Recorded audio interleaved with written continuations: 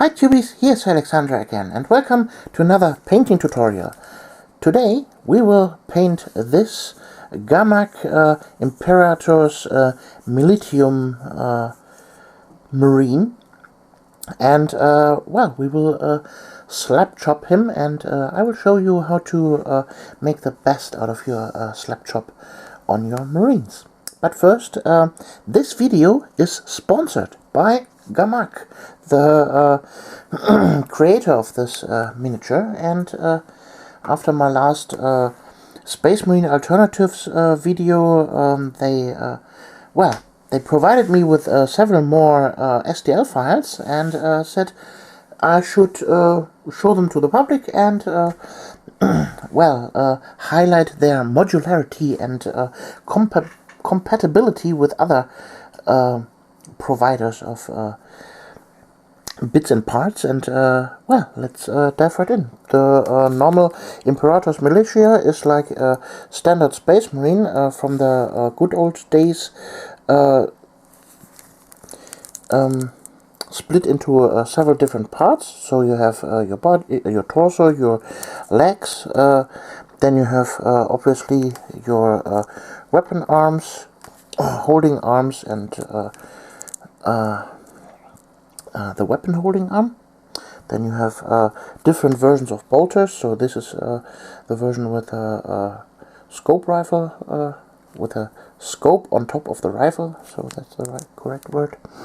Then there's one with 2 barrel magazines, and one with without, like on this one here. By the way, this is the way the Slapchop method will look like in the end after this tutorial. So then you have head options. This here is, for example, one of the head options of those. Then we have a different head option. This here is the captain miniature of them. Let's see how he's called. He's the Tribune Modular, and he comes with 2 different swords, a chain sword and a power sword, and 2 different power fists, one with and one without a bolt gun attached. And here you can see his helmet. It is not fixed at the moment, but overall this is a really cool miniature. You should definitely check them out. Here you can see now one of the Marines complete with a different helmet. Here, this is just to illustrate that you can simply pick the helmet that you want. For example, if you prefer GW helmets, you can totally go for that. Then here the shoulder pads that are provided from Gamak. They come either with this embossed signature here of their symbol, with a sword in front of this relief, or they come in this plain version, and I guess here in painted you can see them better how they look. They have a more angular and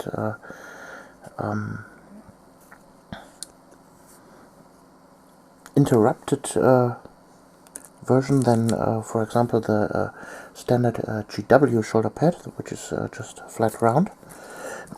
You can also use every standard shoulder pad that you can find on their arms, either theirs or whatever shoulder pad that you prefer. And yeah, that's basically what we have to say about the Gamak, the normal standard version of their Marines. Then they have also the heavy versions of the Marines, the heavy militia. This is one with a big heavy bolters, and again with a loose head here. You can also here just add whatever helmet you prefer on them. If you have other helmets from other ranges, go for it. They have a slightly bigger shoulder pad here, but the inside, I believe, is just the same as every other, so you can swap them out. And they look definitely chunkier than the other marines. Here for comparison, they come with a bigger base, definitely, and also the bolter is way bigger. So they definitely stand out as the heavy version of a marine.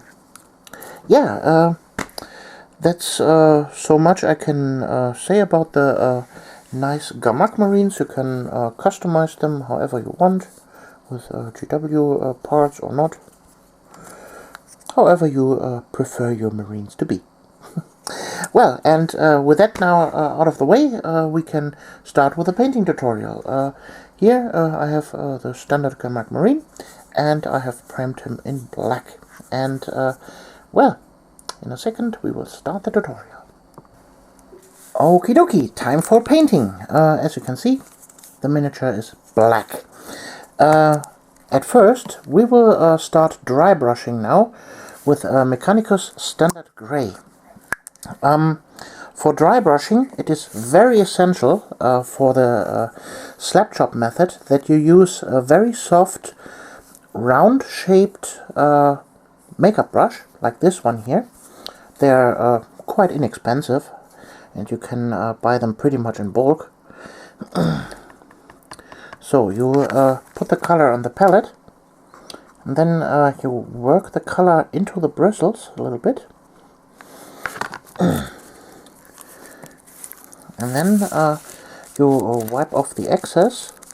First the major parts on a paper towel, and then we go on our underground here. That's about the right amount of paint.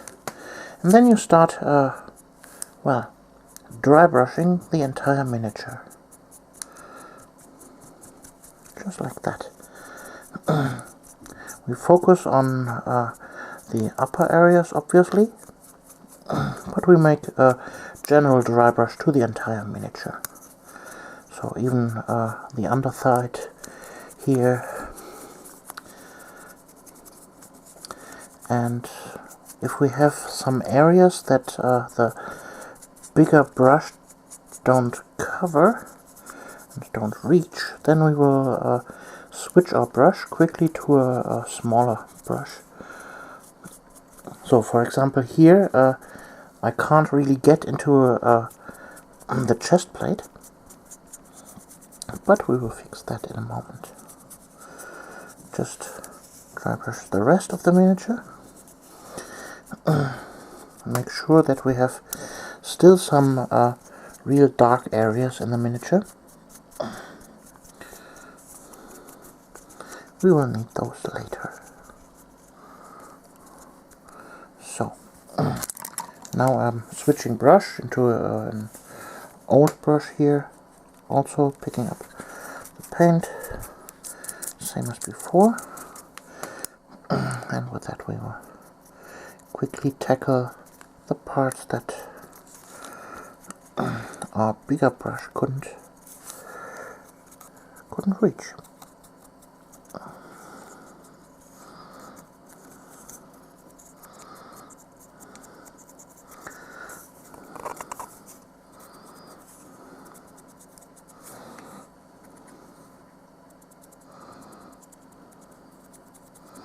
There we go.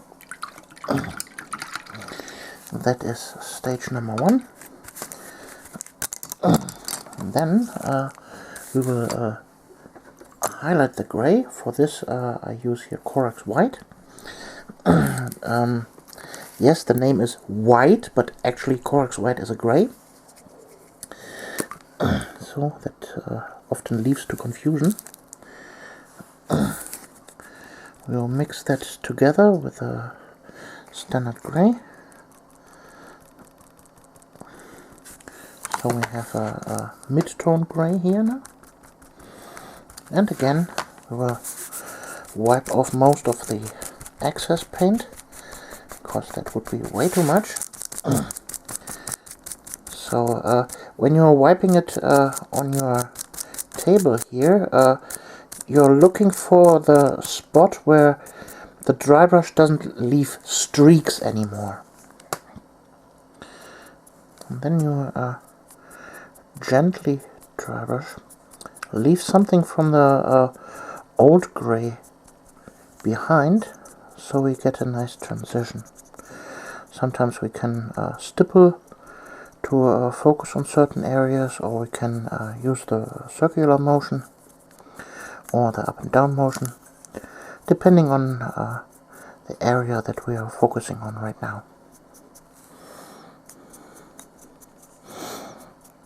Our goal is here to have a miniature basically in grayscale. We don't want it to have in just one gray tone. We want to have transitions between the colors. Here, for example, the shoulder pad. I'm now stippling a little bit to increase the brightness of this part here, the upper part. Then we have the middle part here, and down there is a dark part. This we want to emphasize on the entire miniature.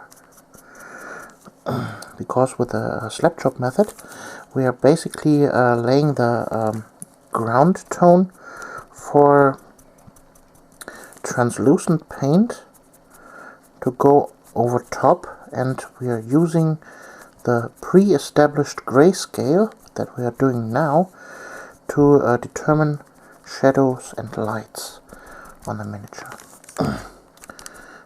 So, for example, the breastplate here is now in shadow. It is okay that is just one gray tone right now, not black anymore, but we won't tackle that anymore with any more of the brighter tone. And if your brush well, doesn't have any more color on it, just dab a little bit.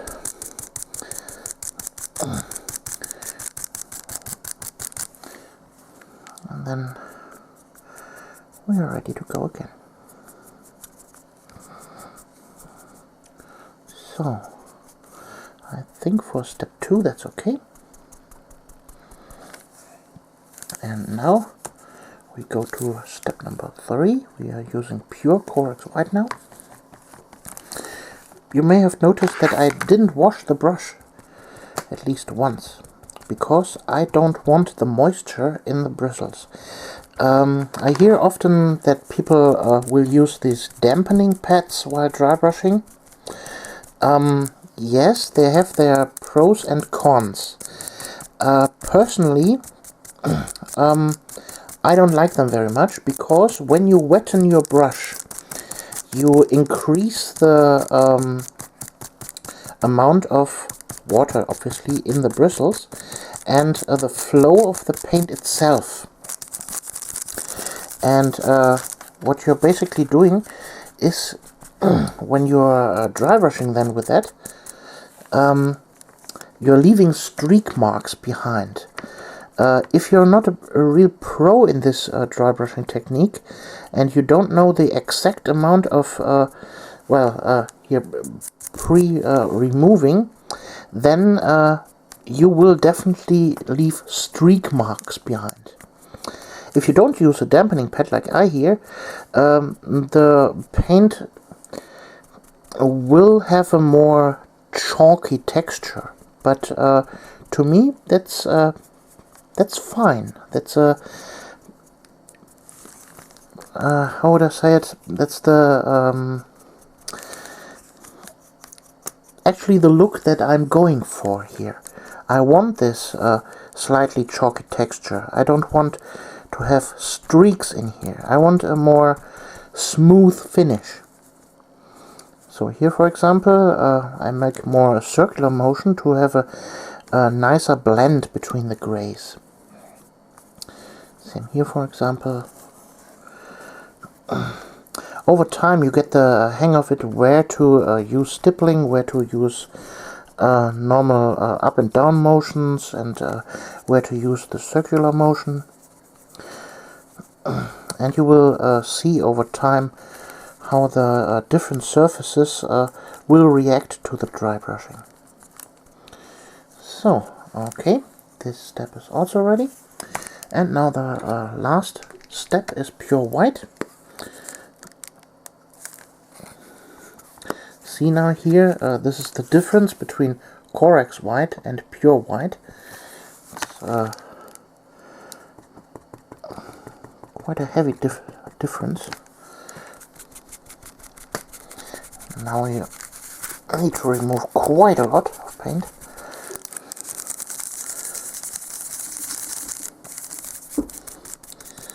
So, there we go. And now very, very gently. It's more like edge dry brushing what I'm doing here now. Just the final highlights.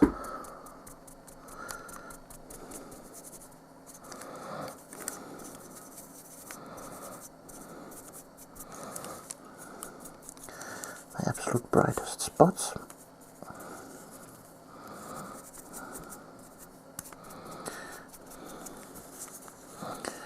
And there we go.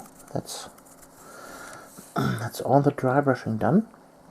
What I'm going to do now, after the dry brushing, is definitely washing the brush. This is a step. Yeah, now I can wash the brush. Make it good. Rinse it really, really good. If you don't wash your brush properly, it will harden and you won't be able to use it ever again. So, make sure you clean your brush properly. And if you don't have a wet brush and you only cover the paint up to this point here, not the entire brush up until the ferrule, then you have it's less likely that paint will get stuck between the bristles and the ferrule, and the brush is getting hard on you.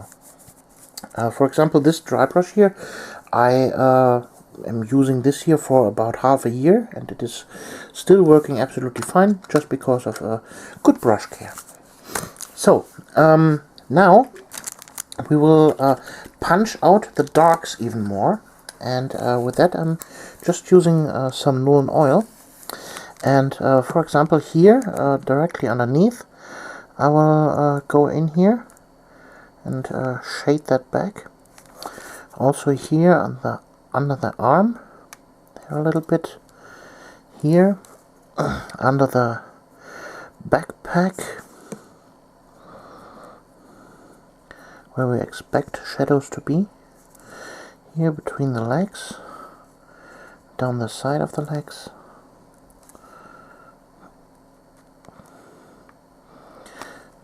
And because the dry brushing is a very aggressive method of shading, we sometimes need to push back those shadows again.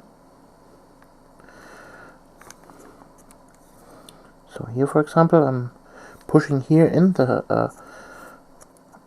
Nuln oil and wiping off it on the upper surface, so we can get a nice black lining there.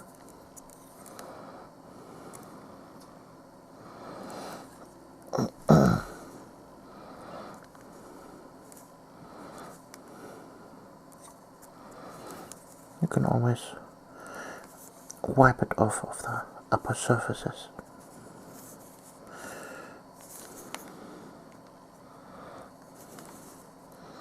A little bit more there.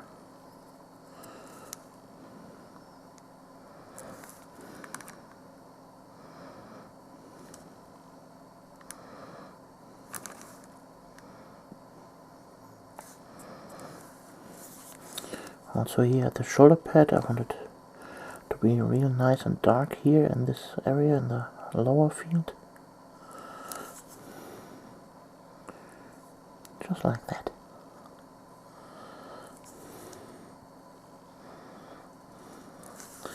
Okay, I think we're done now with the shading. This needs to dry now, and when I'm back, we start to apply the contrast paint. Be right back. Okay, now it is time to talk about contrast paints. Well, there are basically three types of contrast paints. The weak contrast paints that are barely a little bit stronger than shade. Those were, for example, Skeleton Horde. here, this is my contrast paint test model. On this glove you can see Skeleton Horde, and it is barely even covering the Slapchop, where, for example, Snakebite Leather is super covering. And, well, the three basic tones are barely visible, a good contrast color, like here and there, and then you have the super covering versions, like for example here, this is this is a brown tone, Wildwood, I guess, and it is also barely showing the contrast. While here, for example, these are a Surman blue here, then we have Mantis Warrior green, this is here, and then we have Talasaur blue, this is there. Those are colors that are really good and striking, but still leaving shadow areas behind.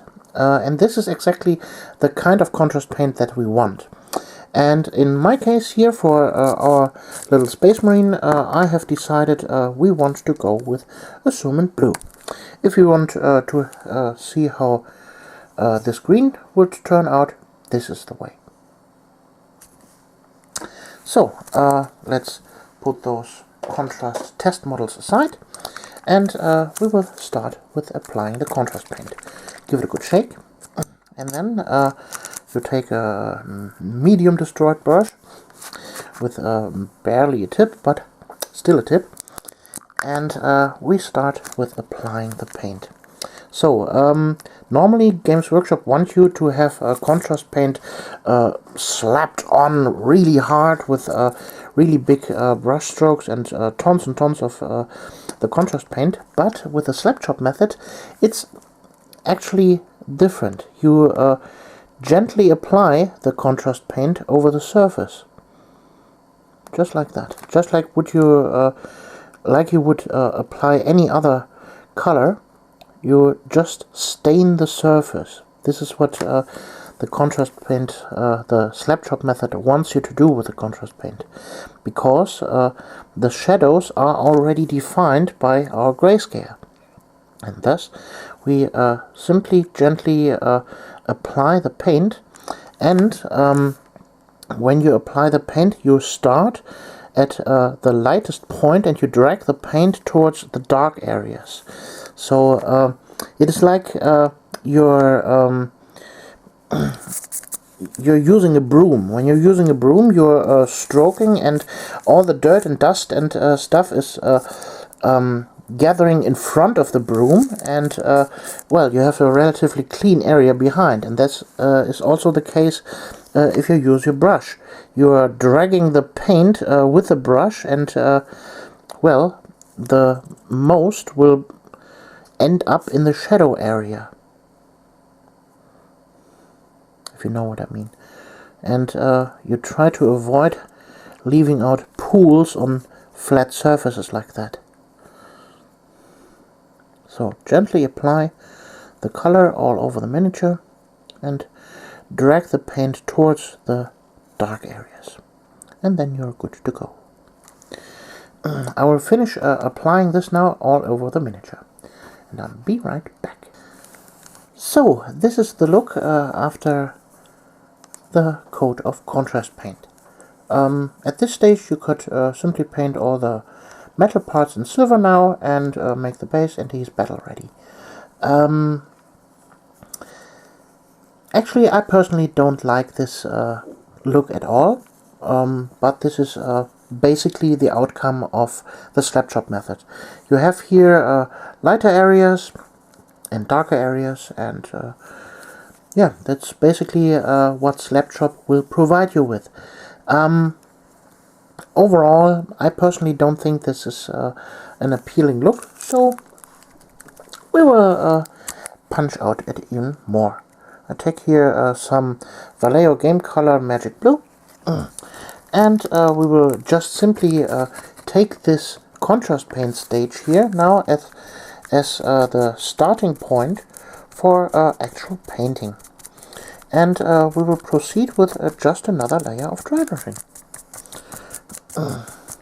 So So as you can see here, the brush was wet previously. I washed them, and you can see how streaky the paint is coming off. So it needs a little bit more refined removal. So now we will start with a dry brushing process, very gently over the main flat areas.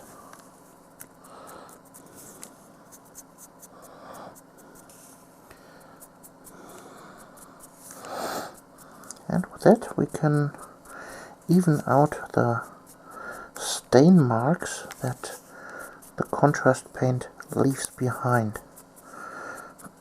We have still blue shadows, but we get a very clean surface now in regards to the overall look. Also here the shoulder pad. I concentrate on the top part, leaving the shadow area behind.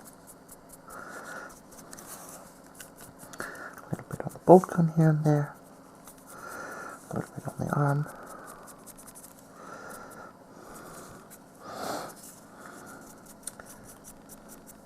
And with just one fell swoop, the miniature overall looks directly cleaner than it was before. So we will go now one step further. I will use now sky blue from Scale Color for this stage. Again, some on your palette. There we go. Now the routine dry brushing stage. Remove the paint from the brush until it has the desired amount. Yeah, that should be okay. And with that we gently tackle the upper areas.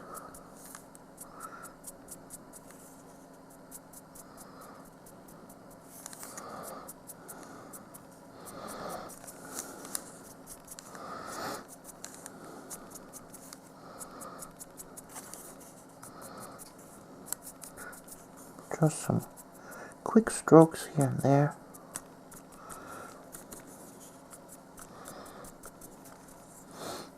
And we are already done with it. Ta-da! So, the next stage will be edge highlighting. And I'll be right back. Okay, there we are back. And for the edge highlighting part, we use cloud blue, or if you have it, space wolf blue. Basically a very, very light blue. The lightest blue that you have. That's almost white. As usual, put some on your palette. I'm using here an old brush for that purpose. And then we use a very fine tipped brush. And we take up the paint. And we flatten the brush. Meaning, here you can see how it's flat on this side and sharp on that side. And then we will just simply tackle the edges here with a flat side, very gently.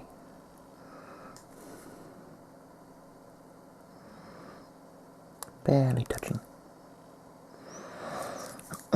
We will not hit every single edge of the entire miniature, just the most pronounced edges that stick out. Like here, for example, at the backpack.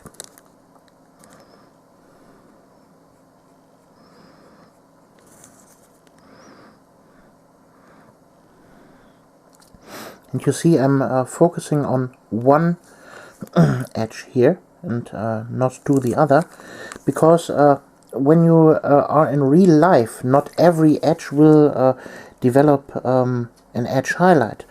Only in certain directions you will get one. So then here on the helmet,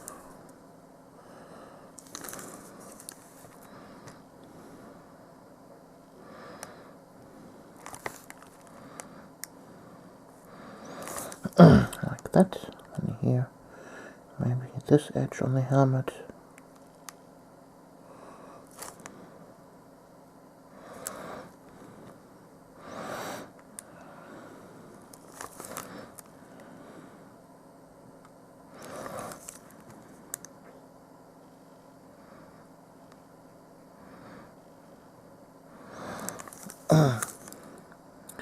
You basically just take the edges that you think deserve a highlight. So, and for the shoulder pad, I mix now a little bit of the enchanted blue into the sky blue.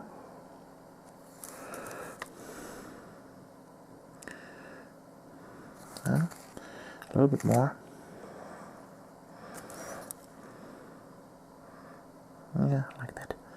And I make here a dot highlight on the shoulder pad for the brightest spot. And then I take the cloud blue again and make an even brighter spot in the middle. There we go. There we have a nice spot highlight. Then maybe here the edge of the bolter casing.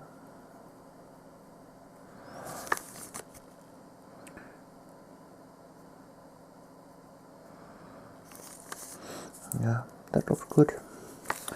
Then here, this little armor panels here need a sharp edge.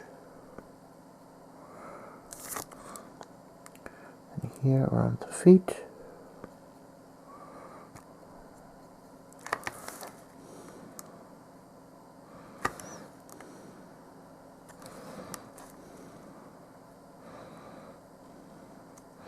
And if you see that the color is not 100% covering, like for example here it is a little bit not covering, just let it dry and then go over it a second time and you're good to go.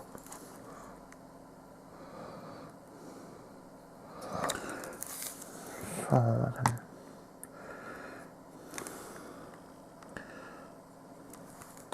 this elbow, armor plate. And remember, you can always turn your miniature however you like, especially if you use a paint handle.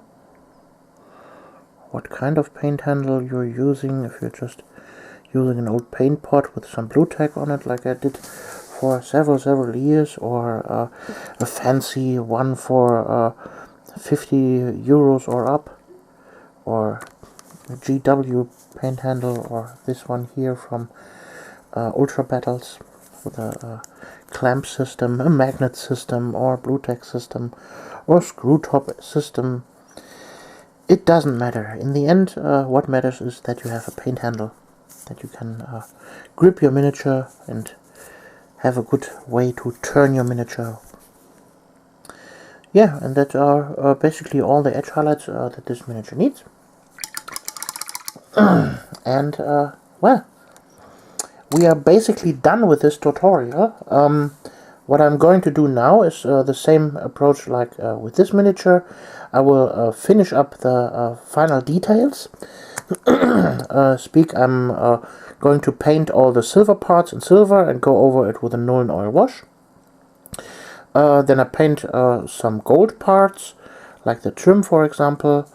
I paint it in gold, then I wash some parts with a brown wash, and I edge highlight here the tips with a little bit of mithril silver, and well, paint their eyes in red, make a white dot, and the miniature is done.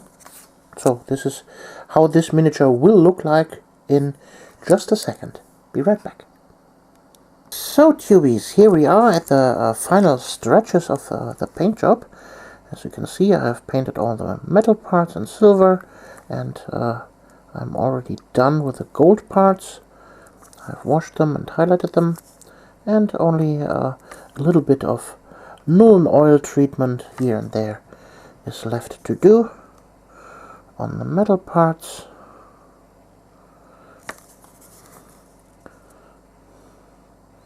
Like here and there. A little bit on there. Then we punch out the dark here a little bit more. A little bit down there.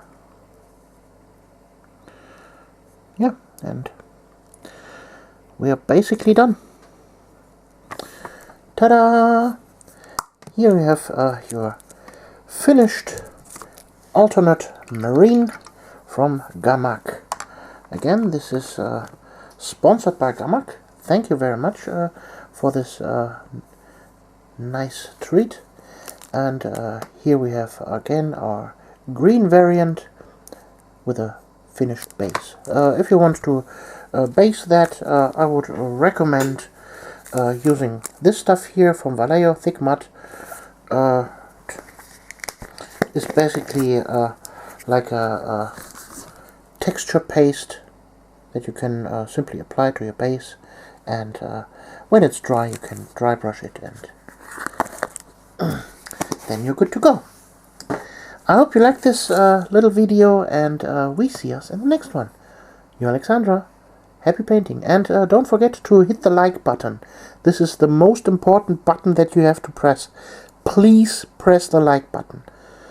I'm not asking you to leave a comment or even subscribe, but please press the like button. This would help my channel out a lot. Thank you very much. Until the next video, you're Alexandra. Bye.